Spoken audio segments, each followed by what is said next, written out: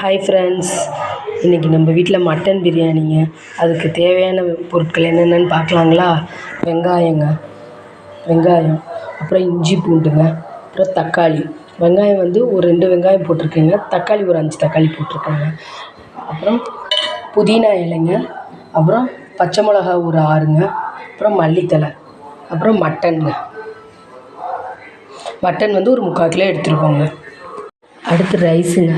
இது பேர் புல்லட் ரைஸுங்க. இது பிரியாணி அரிசி மாதிரியே இருக்குங்க. டேஸ்ட்டும் நல்லாயிருக்கும், நம்ம சீரக சம்பா ரைஸ் மாதிரியே. இதில் வந்து இந்த உலக்கில் வந்து நான் 2.25 உலக்கு போட்டிருக்கேங்க. 1 கிலோ வரும் ஏறத்தாழ. இப்போ இஞ்சி பூண்டு போட்டு அரைச்சிக்கலாங்க.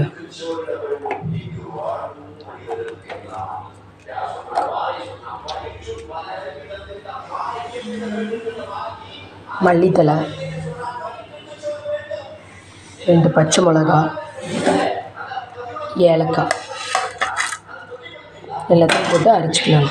அடுத்து புதினா இலை போட்டு அரைச்சிக்கணுங்க.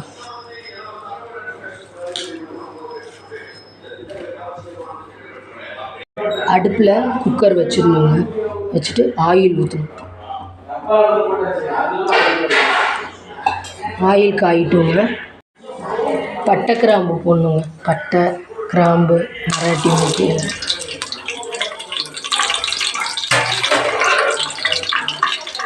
பச்சை மிளகா, அடுத்து பிரியாணி இலை, அடுத்து சோம்புங்க,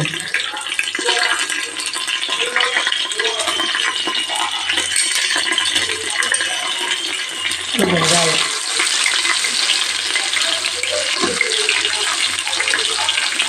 தக்காளி,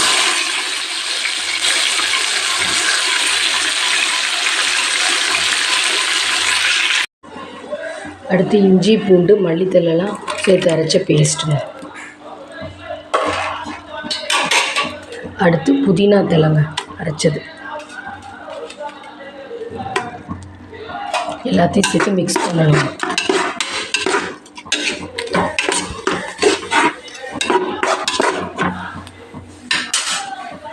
அடுத்து மட்டன்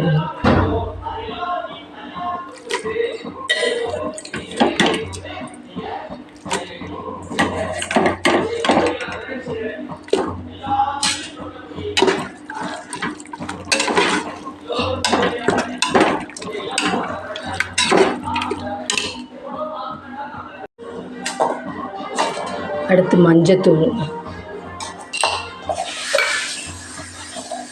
அடுத்து மிளகாத்தூள், அப்புறம் உப்பு.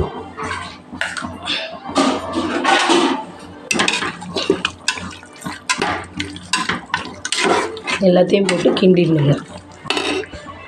இப்படி வணங்கி வரும்போதுங்க குக்கர் போட்டு வெயிட்ரு போட்டுடணுங்க. குக்கர் மூடி போட்டு வெயிட்ரு போட்டுடணும். நல்லா கேஸ் வருதுங்க. இப்போ வெயிட்ரு போட்டு 13 நிமிஷம் வச்சிடணுங்க. வெயிட்டை ரிமூவ் பண்ணி கறி வெந்துருச்சான்னு எடுத்து பார்த்தேன். கறி நல்லா தொட்டு பார்த்துடலாம்.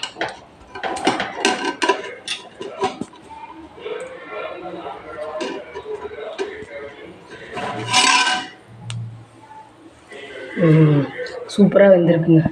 தண்ணி ஊற்றணுங்க.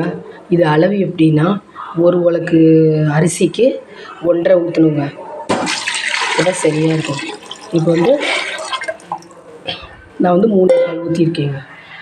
பாருங்கள், நல்லா கொதிக்குது. தண்ணி ஊற்றி கொதித்தோன்னா கொதிச்சுட்டு இருக்கும்போது அரிசி போட்டுடணுங்க.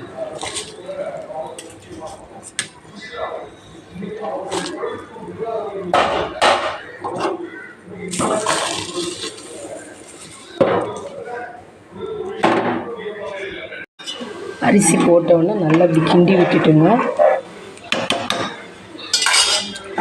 மூடி போட்டுருணும். மூடி போட்டு கேஸ் வந்தோன்னே வெயிட் போட்டுருணும். பிரியாணி ரெடி ஆகிடுச்சுங்க. சுட சுட மட்டன் பிரியாணி ரெடி ஆகிடுச்சுங்க. சுட சுட